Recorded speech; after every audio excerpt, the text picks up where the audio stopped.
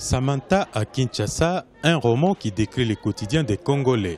Écrit à Kinshasa en 2008 par Bibi Chemumbu, congolaise installée au Canada, Samantha à Kinshasa reste d'actualité si l'on considère que les faits décrits par l'auteur constituent le vécu des Congolais près de 10 ans après.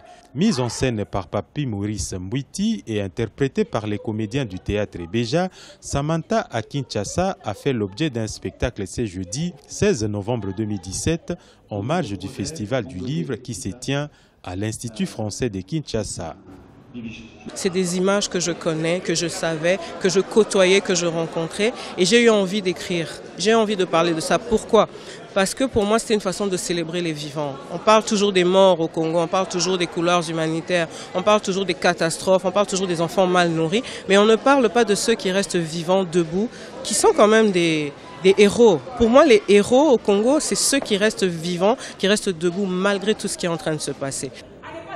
Des contestations politiques congolaises entre le pouvoir et l'opposition, en passant par l'ambiance dans les cabarets de la capitale, aux difficultés de transport, sans oublier les rêves des Kinois de s'offrir une vie meilleure en Europe. C'est la vie dans la capitale congolaise qui est résumée dans cette représentation d'une heure et demie pour les grands bonheurs des amoureux du 7e art qui se sont donné rendez-vous ici. C'était une belle peinture de la réalité congolaise dans son ensemble.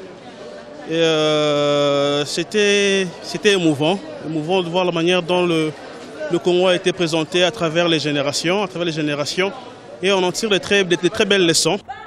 Samantha à Kinshasa, c'est aussi la nostalgie du Zaïre de Mobutu, une époque où à l'est du pays, il faisait encore bon vivre sans les bruits des bottes et les crépitements des armes. Si cette pièce évoque aussi de multiples incertitudes de la vie en République démocratique du Congo, elle décourage par contre les jeunes qui croient encore à un Eldorado européen. Une vie meilleure peut s'offrir chez soi quand on y travaille sérieusement.